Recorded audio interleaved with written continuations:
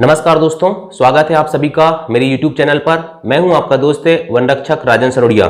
देखिए दोस्तों, आज के इस वीडियो में मैं आपको ये बताने वाला हूं कि जो मध्य प्रदेश में वन रक्षक भर्ती परीक्षा होने वाली है, एमपी फॉरेस्ट गार्ड की भर्ती होने वाली दोस्तों, उसमें मध्य प्रदेश की 3 जनजातियों को दोस्तों विशेष रूप से आरक्षण दिया गया है। वो 3 जनजाति कौन कौन सी है? बैगा, भारिया और सहरिया। ठीक है, उनके कौन कौन से क्षेत्र हैं दोस्तों, आपको सब पता होगा कि आपने एमपीजीके में पढ़ा होगा कि मध्य प्रदेश जो है दोस्तों सर्वाधिक अनुसूचित जनजाति वाला राज्य है। साथ ही यहाँ पर मध्य प्रदेश में 3 जनजाति बैगा, भारिया और सहरिया जो विशेष रूप से पिछड़ी जनजाति हैं, उनको विशेष दर्जा दिया गया है। ठीक है, तो देखिए ये वीडियो जो है दोस्तों किसको देखना है? यदि आप बैगा, भारिया, सहरिया जनजाति से संबंधित स्टूडेंट हैं तो आपको तो 100% देखना ही है। लेकिन अगर आप एसटी कैटेगरी के हैं, मतलब शेड्यूल ट्राइब, अनुसूचित जनजाति से संबंधित हैं, तो आपको ये वीडियो देखना उतना ही इंपॉर्टेंट है जितना इंपॉर्टेंट बैगा, भारिया और सहरिया जनजाति के स्टूडेंट को देखना है। साथ में दोस्तों जनरल कैटेगरी के स्टूडेंट, ओबीसी कैटेगरी के और शेड्यूल कास्ट मतलब एससी कैटेगरी और गर्ल, सभी को ये वीडियो देखना इंपॉर्टेंट है, ताकि दोस्तों आज की इस जानकारी के माध्यम से आप ये जान पाओगे कि मैं जो जानकारी देता हूँ वो कितनी ऑथेंटिक होती है और उसमें आप किस प्रकार से विश्वास कर सकते हो। ठीक है, पूरे मध्य प्रदेश के अंदर आप कहीं भी चल जाना दोस्तों, एमपी फॉरेस्ट गार्ड में जो जानकारी मैं आज आपको दूंगा, ऐसी जानकारी आपको पूरे मध्य प्रदेश के अंदर कोई नहीं देगा और कोई नहीं बताएगा। ठीक है, हालांकि बहुत सारे लोगों को पता होता है लेकिन सही जानकारी कोई नहीं देता है। ठीक है, तो आज मैं आपको सही जानकारी दूंगा और जो जानकारी दूंगा दोस्तों मैं आपको जो रूल बुक आई है एमपी फॉरेस्ट गार्ड वन रक्षक भर्ती और क्षेत्र रक्षक जेल प्रहरी की, तो उस रूल बुक से दोस्तों मैंने स्क्रीनशॉट लिया हूं। ठीक है, और स्क्रीनशॉट करके दोस्तों मैं आपको रिकॉर्ड करके वो जानकारी दिखाऊंगा कि क्या क्या लिखा हुआ है और उसका मतलब क्या है। ठीक है, इसमें मैं आपको ये भी बताऊंगा कि बैगा, भारिया, सहरिया जनजाति के जो स्टूडेंट हैं वो कैसे आवेदन करेंगे, कहाँ आवेदन जमा करना है, ऑनलाइन करना है कि ऑफलाइन करना है, उनकी नियुक्ति कैसे होगी। ठीक है, सारी जानकारी मैं आपको इस वीडियो में दूंगा। लेकिन दोस्तों एसटी कैटेगरी से आप बिलोंग करते हो तो विशेष रूप से आप वीडियो पूरा देखना। ठीक है, यदि आपने वीडियो नहीं देखा तो आप जीवन भर पछताओगे। ठीक है, क्योंकि दोस्तों इस वीडियो को देखने के बाद आपको यकीन हो जाएगा कि मैं जो जानकारी देता हूँ वो कितनी ऑथेंटिक होती है और उसमें कितना विश्वास आप कर सकते हैं। ठीक है, क्योंकि मेरा उद्देश्य ये है दोस्तों कि मैं उन स्टूडेंटों की मदद कर सकूं जो किसी जानकारी के अभाव में कभी कभी गलती कर बैठते हैं। होता क्या है दोस्तों, आप जानकारी के अभाव में फॉर्म भर देते हो और बाद में कहते हो सर कि मेरे इतने नंबर थे और मेरा सिलेक्शन नहीं हुआ। ठीक है, तो देखिए जो एसटी कैटेगरी के स्टूडेंट हैं उनको किन किन चीज़ों से सावधानी रखना है। ठीक है, कौन कौन से जिले हैं, ठीक है, मैं आपको सब बताऊंगा। तो चलिए दोस्तों चलते हैं हम मोबाइल स्क्रीन पर। तो देखिए दोस्तों, जो एमपी फॉरेस्ट गार्ड की रूल बुक आई है उसमें आरक्षण से संबंधित स्पष्टीकरण लिखा गया है। देखिए आरक्षित वर्ग मतलब general, ST, SC, OBC, EWS, ठीक है, ये सब प्रमाण पत्र की बात की गई है, ये हमारे कोई काम का नहीं है। ठीक है, भूतपूर्व सैनिक वाला ये भी कोई काम का नहीं है। ये तीसरा रूल जो है दोस्तों ये इंपॉर्टेंट है, इसमें लिखा है कि आदिम जनजाति के लिए विशेष उपबंध यदि आवेदक जिला श्योपुर, मुरैना, दतिया, ग्वालियर, भिंड, शिवपुरी, गुना और अशोकनगर की सहरिया जनजाति से संबंधित है। कौन कौन से जिले बताए मैंने आपको? श्योपुर, मुरैना, दतिया, ग्वालियर, भिंड, शिवपुरी, गुना तथा अशोकनगर की सहरिया जनजाति, मंडला, डिंडोरी, शहडोल, उमरिया, बालाघाट, अनूपपुर की बैगा जनजाति। ठीक है, इसके अलावा दोस्तों छिंदवाड़ा और सिवनी की भारिया जनजाति। ठीक है, यदि इस जनजाति के आदमी इन जिलों से संबंधित है और आवेदन करता है तो उस पद के लिए विहित की गई न्यूनतम अर्हता रखता है। मतलब दोस्तों न्यूनतम एजुकेशनल क्वालिफिकेशन होना चाहिए और जो शारीरिक मापदंड मांगा गया है वो होना चाहिए। तो उस आवेदक को दोस्तों भर्ती प्रक्रिया को अपनाए बिना उक्त पद पर नियुक्त किया जाएगा। मतलब दोस्तों उनकी भर्ती नहीं होगी, उन्हें क्या किया जाएगा? पद पर नियुक्त कर दिया जाएगा। ठीक है, ये इंपॉर्टेंट रूल है। ठीक है, चलिए नेक्स्ट देखते हैं।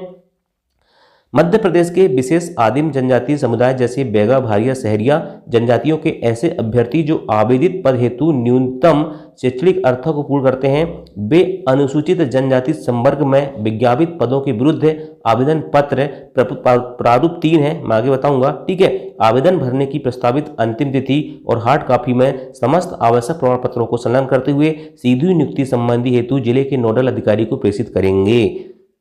समझे क्या है? यदि आप बैगा, भारिया, सहरिया जनजाति से संबंधित है दोस्तों तो आपको करना क्या है? आपके पास न्यूनतम शैक्षणिक योग्यता होना चाहिए। ठीक है, और जो आपकी शारीरिक दक्षता मांगता है वो होना चाहिए। आपको करना क्या है? आपको कुछ नहीं करना है। आप उस जिले में दोस्तों जो एसटी क्या हुआ है, एसटी मतलब अनुसूचित जनजाति की जो पोस्ट आई है, ठीक है, वन रक्षक की, तो उसके विरुद्ध आप क्या करोगे? आवेदन करोगे। ठीक है, आप देख लेना कि हमारे अपने जिले में कितने एसटी के पद हैं। ठीक है, तो आपको दोस्तों एसटी के पद के विरुद्ध करना है। ठीक है, किसके विरुद्ध करना है? एसटी के पद के विरुद्ध करना है। मतलब दोस्तों एसटी की कितनी सीट खाली है उस जिले में, आप वो देख लेना और आवेदन कर देना। ठीक है, बैगा भारिया शहरी जनजाति वाले। ठीक है, उसके बाद दोस्तों क्या करना है, आपको आवेदन पत्र प्रारूप 3 है, आगे है, ठीक बताऊंगा मैं, उसको भरना है। और अंतिम तिथि, मतलब दोस्तों जो फॉरेस्ट गार्ड में जो फॉर्म भरने की अंतिम तिथि है उसके पहले दोस्तों आपको हार्ड कॉपी में, ठीक है, हार्ड कॉपी में उस प्रमाण पत्र को, उस आवेदन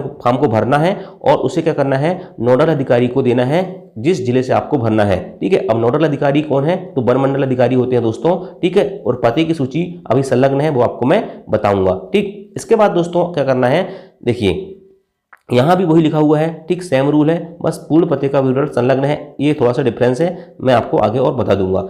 इसके बाद दोस्तों देखिए बैगा भारिया एवं सहरिया जनजातियों के अभ्यर्थियों के लिए आवेदन प्रक्रिया। ठीक है, तो देखिए आवेदन प्रक्रिया कैसा करना है दोस्तों, इसमें मैं मेन चीज पढ़ाता हूँ कि न्यूनतम शैक्षणिक अर्हता को पूर्ण करने वाले अनुसूचित जनजाति संवर्ग में विज्ञापित पदों के विरुद्ध आवेदन करना है। ठीक है, मतलब एसटी की सीट यदि आपके जिले में खाली है तो एसटी की सीट में दोस्तों बैगा भारिया शहरिया वाले आप देख लेना और वहां पर आवेदन कर देना। ठीक है, और आवेदन कहाँ देना है, संबंधित विभाग के नोडल अधिकारी को देना है, जिसका पता मैं आपको आगे बताने वाला हूँ। इसके बाद दोस्तों है कि संबंधित विभाग द्वारा परीक्षा की तिथि के पूर्व बैगा भारिया एवं शहरिया अभ्यर्थियों से प्राप्त आवेदनों के परीक्षण उपरांत उनकी नियुक्ति संबंधी कार्यवाही सुनिश्चित की जाएगी। मतलब दोस्तों परीक्षा की तिथि के पहले इनकी नियुक्ति सुनिश्चित की जाएगी। इस कारण से विभाग के अनुसूचित जनजाति संवर्ग के पूर्व घोषित पदों की संख्या में यदि कोई परिवर्तन होता है तो संशोधित पदों की आरक्षण तालिका मंडल को उपलब्ध कराई जाएगी। जैसे मान के चलिए दोस्तों बैगा भारिया शहरिया जनजाति के स्टूडेंट ने फॉर्म भर दिए किसी जिले से, तो उसके बाद क्या होगा, यदि पदों में संशोधन हुआ परीक्षा के पहले, ठीक है, तो क्या होगा दोस्तों, वो पदों की संख्या मंडल को, मतलब मंडल को ये लोग जानकारी देंगे कि भैया इतने पद भर गए हैं। ठीक है, उसके बाद क्या होगा, यदि उसमें कोई संशोधन होगा दोस्तों तो वो आपको बताया जाएगा और इसके लिए ये बाध्यता रहेगी। ठीक है, एसटी कैटेगरी के लिए बाध्यता रहेगी, आगे लिखा हुआ है। ठीक है, तो मंडल द्वारा अनुसूचित जनजाति संवर्ग के पूर्व घोषित पदों की संख्या में यदि कोई परिवर्तन होता है तो एक संक्षिप्त संशोधन विज्ञापन जारी किया जाएगा जो अनुसूचित जनजाति मतलब एसटी कैटेगरी के अभ्यर्थियों के लिए बंधनकारी होगा, उन्हें किसी भी कंडीशन में मानना पड़ेगा। ठीक है, इसके अलावा दोस्तों अनुसूचित जनजाति संवर्ग के रिक्त पदों के विरुद्ध बैगा भारिया शहरिया जनजाति समुदाय के अभ्यर्थियों की नियुक्ति उपरांत परीक्षा के लिए आवेदन करने वाले अनुसूचित जनजातियों के अभ्यर्थियों को इस संवर्ग के शेष पदे हेतु परीक्षा में बैठने का विकल्प विद्यमान रहेगा। कहने का मतलब दोस्तों ये है कि अगर मान के चलो किसी जिले में 20 पोस्ट है, ठीक है, 20 पोस्ट है, मैं उदाहरण नहीं देता, क्या होगा यदि मान के चलो किसी जिले में दोस्तों एसटी की जितनी सीट है ना उसमें यदि बैगा भारिया शहरिया के स्टूडेंट ने क्या कर दिया, आवेदन कर दिए, तो पहले इनकी सीट भर दी जाएगी। क्या भर दी जाएगी? इनकी सीट भर दी जाएगी और आगे क्या होगा अभी बताता हूं आपको मैं, है ना। देखिए भर दिया जाएगा। इसके बाद दोस्तों तदुपरांत मंडल द्वारा अन्य श्रेणियों के पदों तथा अनुसूचित जातियों के संसाधित पदों के लिए परीक्षा का आयोजन सुनिश्चित किया जाएगा। उसके बाद जितनी सीट खाली बचेंगी सिर्फ उन्हीं सीटों में दोस्तों क्या होगा, एसटी कैटेगरी के स्टूडेंटों की भर्ती होगी। ठीक है, चलिए एक और चीज बताता हूँ, ये प्रारूप 3 है दोस्तों। ठीक है, प्रारूप 3 है, आपको नहीं भी दिख रहा होगा तो टेंशन मत लो।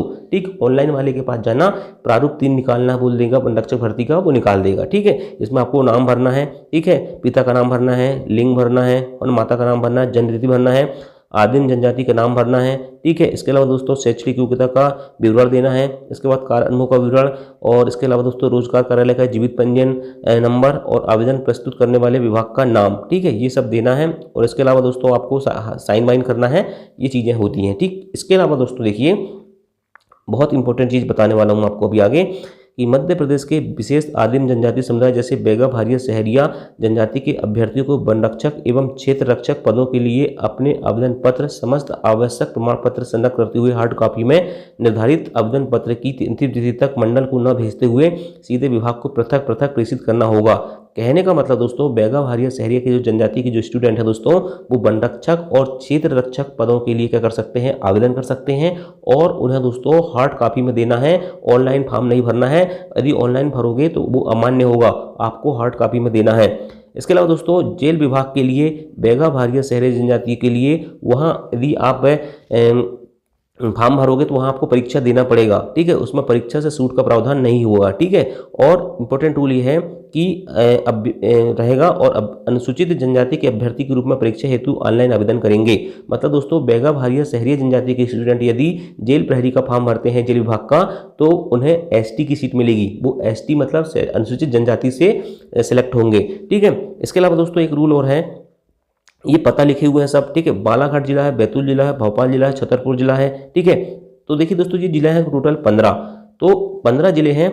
और मैं आपको ये कहना चाहता हूँ कि ये 15 जिलों से सावधान रहना। कौन? एसटी वाले। क्या? 15 जिलों से एसटी वाले सावधान रहना। समझ गए? मेरा कहने का मतलब समझ गए हो गए। यहाँ बैगा भारिया शहरी जनजाति पाई जाती है, तो वहाँ दोस्तों बैगा भारिया शहरिया के स्टूडेंट पहले ही आपकी पोस्ट को उठा लेंगे, ठीक। ये क्लियर लिखा हुआ है ना। इसके अलावा दोस्तों ये हो गई पूरी बात, समझ गया। पूरी कहानी ये है कि बैगा भारिया शहरी जनजाति के लोग पहले एसटी की सीट उठा लेंगे, उसके बाद जो बचेगी वो क्या होंगी? उसके बाद जो बचेगी दोस्तों वो एसटी से भरी जाएगी। और अगर उसके बाद एसटी की नहीं बचती है तो ये मान के चलो दोस्तों कि एसटी कैटेगरी के जो स्टूडेंट हैं वो अनारक्षित जनरल कैटेगरी में चले जाएंगे, उन्हें जनरल से सीट मिलेगी। मतलब दोस्तों उन्हें अच्छे खासे नंबर लाना पड़ेगा। तो मैंने आपको क्लियर बता दिया जो रूल बुक में लिखा हुआ है। मैं इसका पीडीएफ दे दूंगा, आप कमेंट करके बताना, ठीक है। कमेंट करके बताना मुझे पीडीएफ चाहिए, ठीक है। तो मैं स्पेशली दोस्तों आपको पीडीएफ दूंगा, ठीक। और कहाँ दूंगा? टेलीग्राम चैनल सनोडिया 91 पे, ठीक है। और यदि आपको बहुत ही ज़्यादा ज़रूरत है तो आप कमेंट में अपना व्हाट्सअप नंबर लिख देना, ठीक है। मैं आपको स्पेशली दोस्तों क्या करूँगा, ये पीडीएफ सेंड कर दूंगा। लेकिन दोस्तों आपको बैगा भारिया शहरी जनजाति के स्टूडेंट हो गए तो ही मैं आपको ये पीडीएफ सेंड करूंगा, ठीक है। और मैं मेरे बंद वाले मोबाइल नंबर से सेंड करूंगा, ठीक। चालू नंबर नहीं दूंगा भाई। Thank you. जय हिंद, जय भारत।